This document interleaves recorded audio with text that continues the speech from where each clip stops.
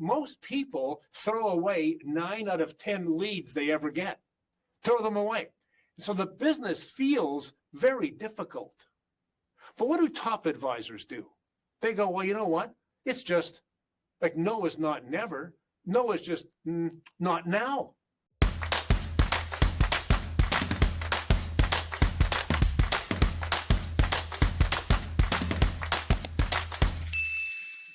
Today's replay is an example of something that this industry desperately needs in 2026: inspiration, discipline, and perspective.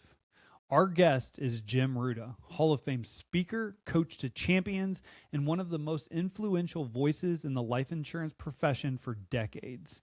When we recorded this conversation, Jim talked about what actually separates top producers from everyone else. And it had nothing to do with shortcuts, AI scripts, or chasing the next shiny tactic.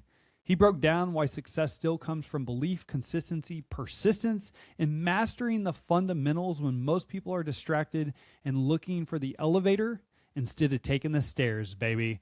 With that being said, let's start the show. Jim, I would love to just start talking about if someone wants to become a life insurance professional, they want to get to the top of their game. They want to help more customers, but they also want to be at the top of their peer group. Where are they going to start? How long is that going to take? Well, there's a few questions. How long does it take for the average person to be a life insurance professional? And it's a trick question because the average person will never become a life insurance professional. It takes something special. It takes a lot of belief, a lot of understanding. It takes a lot of boldness. You know, I like to say that the difference between average and awesome is audacity.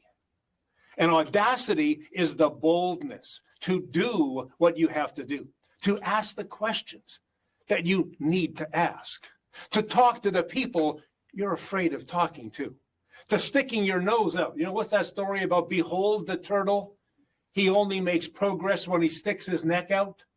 We have to be audacious enough, bold enough, Michael, that we can do this, because this is not a business where not a lot of people coming in looking for life insurance. So that takes that audacity, that extra stuff. And to me, depending on what you're doing, this is all about figuring out some simple ideas based on simple questions that you can ask so that people will want to listen to you. Let me just say this at the beginning. There's a few important issues here.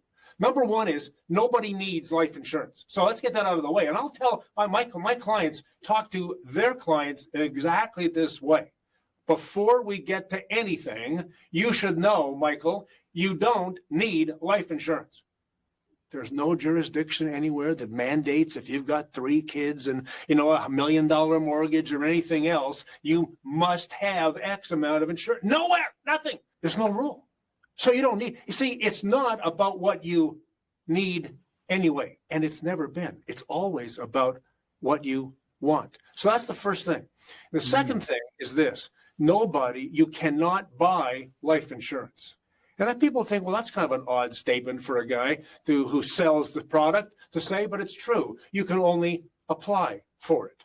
You can't buy it. You can only apply for it. And my job as an advisor would be to help you apply to get what you want. Remember, life insurance is a character product. If you have some, you buy some. You see, if it matters to you how your family survives when you're gone, whether you pay all the tax or you don't, and you pay it the least expensive way possible, but whatever the story is, then you do it. If you don't, you won't. And you can't convince people otherwise. And finally, I'll just put it to you this way. Nobody buys life insurance because of the probability of dying. And that's a key point. You're not buying this because of the probability you'll need it. You're buying it because of the consequences of dying and not having it. So we get that out of the way. It can make this job easier for advisors. And I know what it's like. I've knocked on doors at night. I'll never forget. I can think of this right now. Knock on a door in Canada in the wintertime, and it's cold, and you walk through the snow to a door. You knock on the door, and all the lights go out in the house. Nobody wants to talk to you. I remember. But you've got to understand some simple basic things can get you started. And if you understand those things, then you can get to that upper echelon. You can become what I like to call an icon in the industry. An icon, remember this. And I think we all strive. By the way, if you're not striving to be an icon, an icon is this: someone recognized as a representative symbol of what it means to be the best in the business. An icon. There's no other reason to go into this business except to strive to be the very best you can be. Because this job, frankly, is too hard if you don't do it well. And what I mean by it is it's just too hard if you're not making sufficient income. So that's why I keep doing this and try to find simpler and easier ways that you can speak to your clients and get them to talk to you about what they want. Michael? Yeah. Amen. Jim, you said that so well. And the one takeaway nobody buys it because of the probability of dying. And I couldn't agree with that more. And everything you just said is so true, because you cannot be a professional if you're okay with average. Like if you're okay with just maintaining that average status, you're never going to be at the top. You're never going to be the best at what you can be. So if you're okay with being average, no help is necessary. On the other hand, if you want to be awesome, then it pays to just pay attention to what you need to do. High performance is a learned skill. High performance is a learned skill. Some people will look at that and go, well, there you go. I'm clearly an idiot. I could never do that. So I shouldn't even be in the business. That isn't the point. The point is, and I think you said it right, is where is my horizon? You've got to believe in this stuff. If you're just checking boxes and pushing product, you're not going to go very far, and you're not going to go for a very long time neither. That's not going to happen. This business comes from your heart, not from your head. And that's more so than, say, in the P&C business, personal lines, home, auto, your boat. Life insurance is not a product. Life insurance is a statement of the appreciation of your responsibility to your community, to your family, and to your business. Life insurance is not a product. It's a statement. I love my family. I care about my employees. I care about my business. I care about my grandchildren. It's a statement. You can't have that in your heart and not get rid of it. But if it's not in your heart and you're just going head to head with me, well, how much does that cost then? What are you on about there? That's too expensive. See, if I'm starting to talk about cost, it's not from my heart. Michael? I agree. Belief in anything that you do or sell is, look, you're not selling products here. You're selling solutions. Everybody thinks there's an elevator to the top. Nobody that I know takes the elevator. They all take the stairs. And I think that's a great lesson for anyone listening here today. It takes effort to learn skill, as Van would say. You have to put in the time, and it does take time. But here's the neat thing. I used to say when I recruited agents, I said, if you give me 2 years of your life and you do what I tell you to do, I will give you back the rest of your life at a level of income and lifestyle you can't even conceive of today. And you see, to the extent they would follow the rules, and there are rules to this, Michael, as you well know. There's things you need to do. You talked about word tracks and sales tracks and approaches and style. All of that matters. That's part of this. And we can show you how those things work. One of those things that really makes a difference here is perseverance. A lot of times, most people throw away 9 out of 10 leads they ever get. Throw them away. So the business feels very difficult. But what do top advisors do? They go, well, you know what? It's just like no is not never. No is just not now. And, I often talk about this. I ask this question, and maybe Michael, do you know who Paul Marcarelli is? I don't. Actually, you do. Paul Marcarelli is the Verizon guy. You know the Verizon guy? Can you hear me now? You hear me? Oh, yeah. Hear me now? He's the Verizon, Paul Marcarelli. Look it up. It's cool. Now, why do I say that? Because Paul Marcarelli expresses exactly what this business is like. If I call you today and you had a fight with Courtney, you had a flat tire on the way to work, and you know what? Everything you did yesterday fell into a deep pit, and life was hellish, and I want to talk to you today. No, thank you, goodbye. You go, son of a. See, you think it's you, but it's you. See, you couldn't hear me today. So guys like Van Miller, guys like Bruce Etherington, just because I call you today doesn't mean I can't call you next week. If you've been in the business for a year or 6 months even, and you've had 20, 30, 50 prospects, but you've only made 10 or maybe 5, 10 sales, maybe it's been a slow time. Say, well, I don't have any prospects. Who would I call? How would I do it? Well, let's go back to those people, the ones that didn't say yes. Because as Paul Marcarelli says, can you hear me now? Is this the right time? See, there is no way to know what the right time is unless you check. And there is no way to check unless you contact them, phone them, see them. That's what you have to do to see if the time is right. Michael? Persistence. Persistence and patience.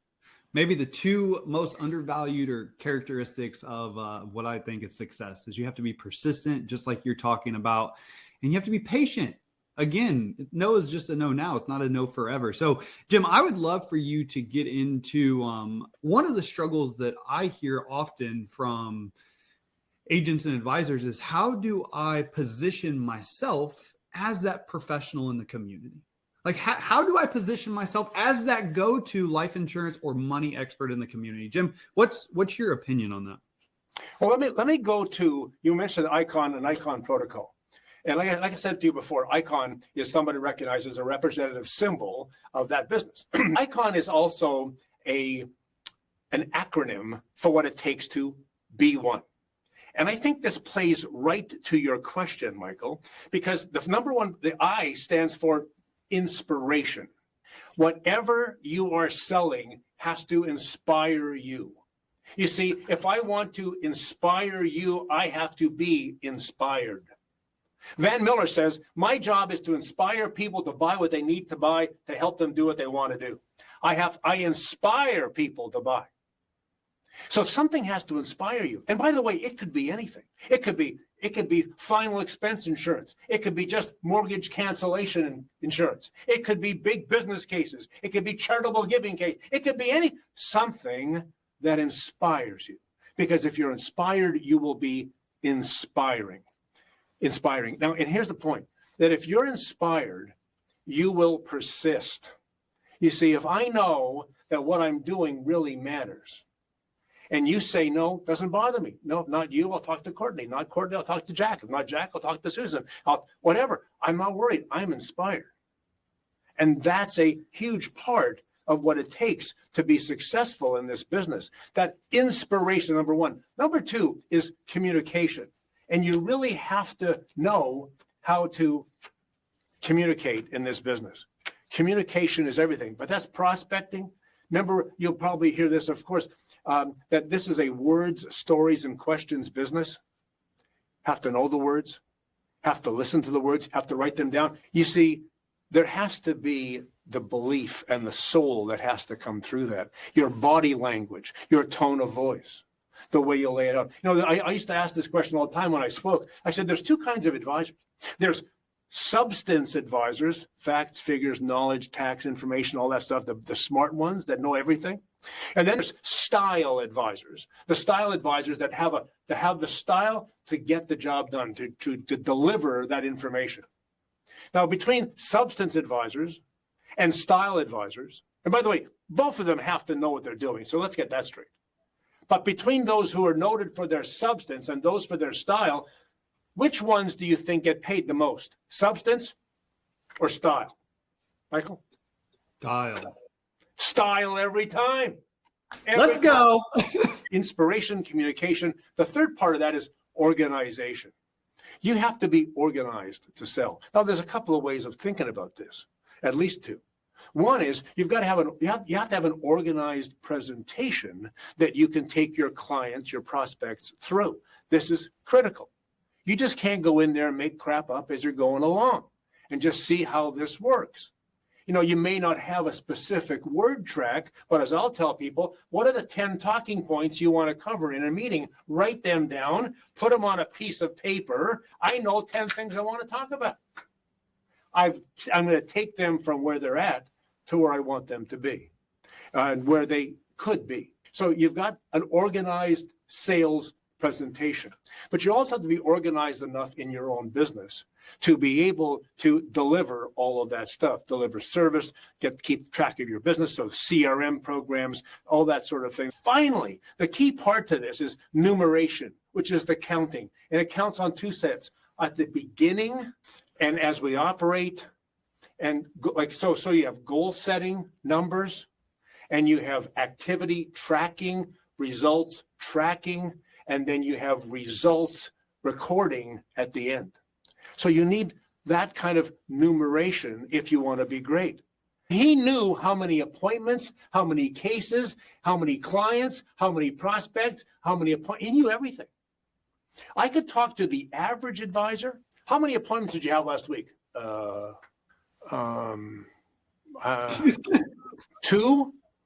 I said, well, is it 1 or is it 2? Could have been 1. So you can't remember 1, but he can remember 51.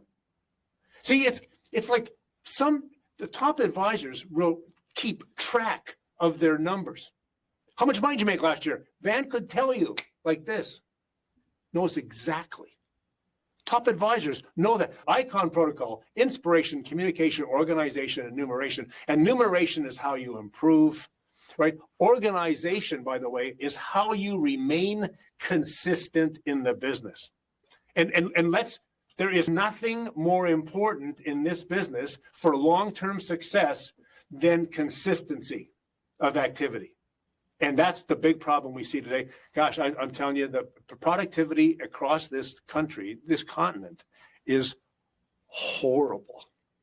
Yep. It's not a Canadian thing. It's not a multi-line thing. It's not a U.S. thing. It's not. It's just we are distracted. Michael. I couldn't agree with you more. That was actually the one word I wrote down was consistency. You have to be I love your icon protocol. Everything you said 100%, but you have to be consistent not only with your activities, with your conversation. Your conversation should be consistent because consistency is going to provide you clarity. It's going to provide your customer clarity. It's going to provide you accountability. Like, yes, every conversation with a customer is going to be unique to that customer, but the conversation itself, from the intro to the questions, to the education, to the close, should all be extremely consistent. That's what's going to set you up for success, because if it's consistent, you're going to be confident in that. And when you're confident in that, you're going to sell more. You're going to help more life insurance customers, period. Michael, if you have a script, if you have a strategy, if you have an approach, then you can improve it. If you don't, you can't. And you're absolutely right about that. That's so vitally important. There's a story in the speaking business is that you don't write 100 speeches. You write one speech and you change the audience. Just pick something that inspires you and tell that, and be that person, that guy, that gal, that person in your community that they know they can turn to you for that, and they will come to you because you will be the person they want to work with. AI is not only the future, AI is now. And you don't have to be worried about AI replacing you or your job or your career, but you do have to be worried about your peers that utilize AI to get ahead of you. If you're interested in learning more about how AI can make you more efficient and effective in everything you do at the agency level, meaning saving you time, 12 to 15 hours a week, increasing agency performance by 18 to 22%, increasing retention of current customers on call-in to cancels of 34% of saved business. That's a retention increase of 34%. If you're interested at all in helping your agency understand how AI can help them get to the next level without devoting more time to get there, I would encourage you and I would invite you to join me on a free training I'm doing around AI and how you can use it as an agency owner to get back your time, to help your agency scale efficiently and effectively, to help you hit those big production numbers without having to dedicate more time or resources to them. Again, I'm covering all of this and more in this upcoming training. I would encourage and invite you to join me. Click the link below in the show notes, and I look forward to seeing you there. Yep. Right now, I want you to write this down. Consistent conversations equal consistent results. All right. And this is going to go into your enumeration. All right. Because with consistent results, then you can figure out, it's so important for every single one of you to track your numbers. Obviously, today we're talking about life insurance sales, but it doesn't matter what sales you're in and P&C, whatever, you have to know your numbers. You have to know how many people you have to get on the phone to convert into a conversation, to convert into an appointment, to convert into a close. And if you know those numbers, that's what the top advisors know, because they know, okay, if I want to hit this goal, this is the exact amount of people I have to talk to, and this is the exact amount of people that I will close, and this is the amount of premium I'll write. This is how much money I make. Like, you have to know your numbers, and the only way that happens is consistency. Yeah, but Michael, I wanted to address two things here, and one is this idea of approach, and of course in the P&C business particularly, when you've got this transition, you've got an opportunity on a lot of these home and auto calls to turn the tables a little bit, and to get someone to talk about insurance and about life insurance, and honestly. The problem with a lot of advisors, and I do a lot of work on this with advisors, is they say, I don't know what to say to get their interest. And I'm afraid of whatever I say might be wrong, and I don't want to be wrong. And so there's an awful lot of this fear about what I will tell people in order to get them to talk to me. And I think this is way more common than we even talk about, but I see this all the time. Here's my point. You don't have to tell them anything. What questions could you ask? You know, I'm doing a new home and auto deal, a home deal, and I say, well, tell me something. Do you have a cancelable or a non-cancelable mortgage on your home? And they go, what are you talking about? Well, tell me, if you were become sick or disabled, would it automatically cancel all your monthly premiums? Your monthly payments on your mortgage. Well, I know. If you were to die, would it automatically cancel your mortgage for your family so that they could have a home and not a massive loan? Do you have one of those? And they go, I never heard of that. Well, would you have 15 minutes so we could explain how you can make your mortgage self-canceling? Right? Do you have a self-canceling mortgage? So my point is that we don't have to, and this is look, I was 21 years old, 500 years ago. The point I'm making is that we don't have to tell them anything. We ask questions. If I could show you a way where you could have your mortgage self-canceling in the event of illness, injury, or death, would that be something that would make sense for you and your family? And they go, no, I don't give a damn, blah, blah, blah, whatever. Okay, fine. So if I understand you correctly, it doesn't matter if it cancels itself. You're prepared to have the family keep paying that. That's what you're saying? Yeah. Okay, fine. Click. You did your job. Amen. You don't have, we have to give people the opportunity to say no. And we routinely don't do that. I was thinking, you got these 3 grandchildren. Geez, Michael, if you could set those kids up for life where they'd never have to worry about it and they would never forget your name, would that be something useful in your situation? Do you think you would appreciate that? Well, how would that work? You see, all I need them to say is, how would that work? Or what do I need to do then, Michael? Now they've asked you to advise them, but now you know specifically what to tell them about. But they've asked you because you asked them. So there's this whole set of questions that'll help you pivot. I said, do you know that there are two major estate planning concerns that retirees have? Young retirees, between 60 and 65, 70, 75, maybe 60 and 75. There's two major estate planning concerns. Number one is, will my life have mattered? And number two, will there be anything left over to leave to the people that I love? Is that something that ever crosses your mind, Mr. Retiree, Miss Retiree, Mrs. Retire? Is that something? You know, Jim, it's happened. If I could show you how you could guarantee your life mattered and how you guarantee there'd be something left over to leave to the people that really matter to you, would that be worth a 25-minute discussion over a cup of coffee one day? So good.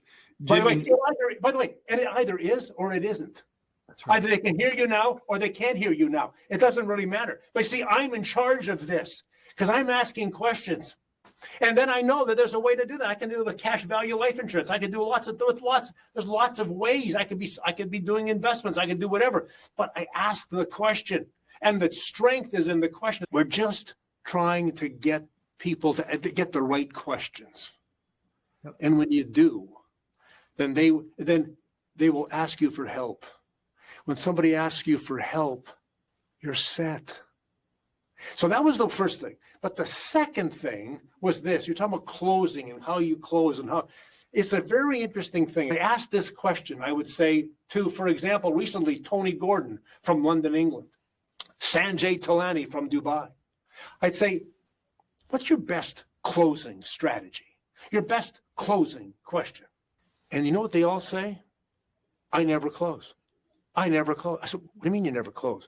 He said, if they've asked me for help and I've solved their problem, it's just the natural course of things. Well, why would I have to close? I solved their problem. They'll have to stop me. They'll have to stop me from helping them solve their problem. I think this is a lesson we have to learn. Now, by the way, do you have to be audacious to do that? Yes, you do. Because we all want to go, what we really want is, if I'm selling Michael, we really want this. We want Michael to say, well, you're right, Jim. I would like to buy that $1 million contract for $27,000 of premium. I'd like to pay that right now. Would you please pull out the application form and get my information so that I can do this for you and then help you make the money? Would that be okay? Would you please get involved in that right now? That's what we want. We want them to ask us, but they want us to just do it. 99 times out of 100, that works. And so for those of you who say, well, I just can't close anything. No, you're waiting for somebody to close you. Remember, the service you provide is when you sell. Michael? Jim, I couldn't agree with you more. So I have 2 points. Points. So any of you that have ever heard me know my struggle. So my struggle was always trying to convince the customer that they needed life insurance, out of work. They needed to love their family. They needed something they owned. Okay. And I struggled and I hated life insurance because I felt like a product pusher. I felt like a sleazy salesperson, and my results were a direct result of that feeling. All right. And everything you're saying right now, Jim, is what I learned from peers. It's what I learned from top producers. It's what I learned from individuals like yourself, that the real magic happens when you stop telling people why they need life insurance and start asking questions to help them understand and uncover that they have a problem that they didn't know they had. And then you're no longer selling anything. You're just offering a product that has a solution for their problem. That's it. Like, the better you get at asking questions, like the question Jim just shared. Do you have a cancelable mortgage? That is a money question. Every single one of you, I hope, wrote that down. I know I wrote that down. That is something that you could ask every single homeowner you talk to. And if you asked every single person you talk to that owns a home, I guarantee you, off of Jim's tip right there, you will write life insurance today. Remember, self-canceling. Do you have a self-canceling mortgage? Okay. self-canceling mortgage. Hey, if I could show you how to make yours self-canceling, would that be worth a talk for 15, 20 minutes? Self-canceling. Self-canceling. All right. And then at the very end, he just said the close. It's the assumption close. If you've helped somebody, if you've solved a problem, you go straight into that application. Make it easy and smooth for the customer. Simplicity sells in everything you do. Don't overcomplicate the process. You don't got to tell them what the underwriting looks like. You don't got to tell them the ins and outs of the policy yet. Get the application going. And as you're filling out the application, that's when you can introduce some of the underwriting, get the process started. Just like Jim said, your customer wants it easy, give it to them easy. Make it easy on them. Yeah, there's no question. And, those questions, it's interesting about two things. One is the assumptive close. I don't know. It always sounded weird to me, and maybe I'm just weird, but I'm still here, so maybe that's all. But here's what I'm saying. Like the assumptive close, it's like you're going to assume they're going to buy even if they don't want to. It somehow has that ring to it somewhere. I think especially if you're starting out, you don't have that much experience. It's kind of like, well, assumptive. I'm taking a chance. I'm manipulating them. No, you're not. You see, we're just presuming that if we understand that if we solve their question, that we just keep on going. I think that's a very important difference and an important differentiator here, and something that makes it easy. So you're not manipulating anybody. You're not doing anything weird. You're just, that's the intention behind asking you for help, and then you giving it to me, and then me going to the end. And then someone says, well, I didn't say I was going to buy this. I said, well, good, because we're not buying it. Remember I said at the beginning, you can't buy life insurance? Well, what do you mean I'm not buying it? Well, you can only apply for it. The job is a lot easier when you take that approach with it. Michael? Amen, Jim. Jim, this has been amazing. I've taken so many notes today. I would love to know right now, what are a few of your takeaways today? And Jim, if somebody wanted to connect with you, follow you, work with you, how can they support you or work with you? Well, first of all, you can always look me up at advisorcraft.com, and we have a number of programs there. We do coach advisors. Jim, thank you so much for your time today.